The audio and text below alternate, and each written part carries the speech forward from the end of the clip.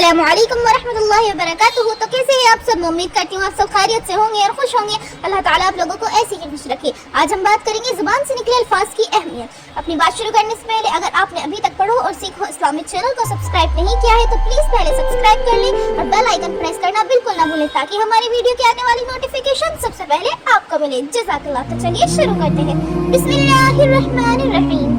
गौर कीजिए कि जब कोई काफिर कलिमा पढ़ता है तो उसको कोई भागा दौड़ी या वर्जिश नहीं करनी पड़ती, बल्कि सिर्फ अपनी जुबान से दो अल्फाज कहने पड़ते हैं जिनके अदा करने से पहले वो काफिर होता है और अदा करने के बाद मुसलमान बन जाता है। पहले शैतान का बंदा था, अब रहमान का बंदा बन जाता है। पहले अल्लाह का दुश्मन था, अब अल्लाह के दोस्तों में शामिल हो जाता है। तो मालूम ये हुआ कि जुबान से निकले अल्फाज के बाद इसकी जिंदगी का बिल्कुल ही रुख बदल जाता है। चुनांचे जुबान से निकले अल्फाज की अल्लाह रब्बुल इज्जत के यहाँ बहुत कद्र व कीमत है। अब जुबान के बारे में उलमा ने लिखा है कि जुर्मुहु सगीर व जुर्मुहु कबीर। इसकी जिसामत तो छोटी होती है लेकिन इससे होने वाले जुर्म उतने ही बड़े हुआ करते हैं। तो जुबान दिखने में जितनी छोटी होती है उससे सरजद होने वाले जुर्म उतने ही अहमियत के हामिल होते हैं। चुनांचे इंसान जुबान से गीबत करता है और गीबत इतना बड़ा जुर्म है कि हदीस पाक में फरमाया गया अल गीबतु अशद्दु मिनज़ ज़िना। गीबत तो ज़िना से भी ज्यादा बुरी बात है।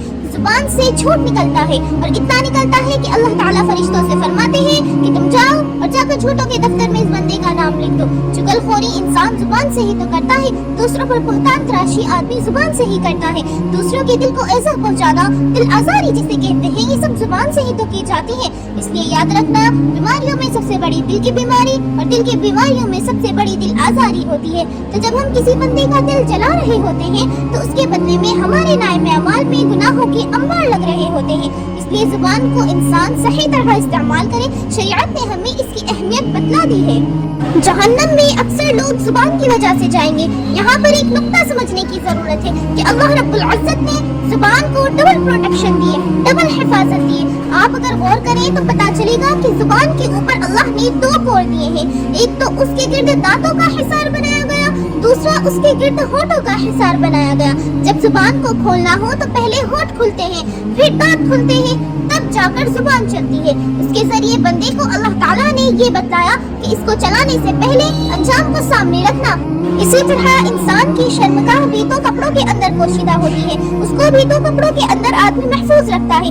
आमतौर पर आदमी देकर आज़ा को तो एक कपड़े से ढांपता है लेकिन शर्मगाह को दो कपड़े से ढांपता है, एक ज़ाहिर जामा और दूसरे कमीज की। तो उसको हटाने से पहले जरा अंजाम को सामने रखना। इसकी वजह से अक्सर लोग जहन्नम में जाएंगे। अल्लाह ताला हमें सुनने से ज्यादा अमल की तौफीक अता फरमाए, आमीन।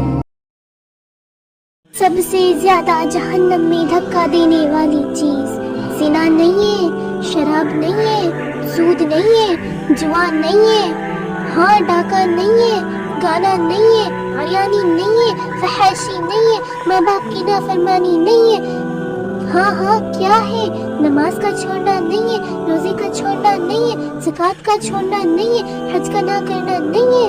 क्या है? अरे क्या है? तो मेरे नबी का सुनो, वही यकुब्बुन्नास फी नारि जहन्नम इल्ला हसाइदु अलसनत हुसैन। वो क्या है या रसूल अल्लाह? तो आपने ज़बान बाहर निकाली, ऐसे ज़बान बाहर निकाली और यूं पकड़ा। मुआज़ बिन जबल को ऐसे समझाया जैसे मासूम बच्चे को समझाया जाता है। इतने बड़े सहाबे को यूं समझाया, मुआज़ ज़बान काबू में रख,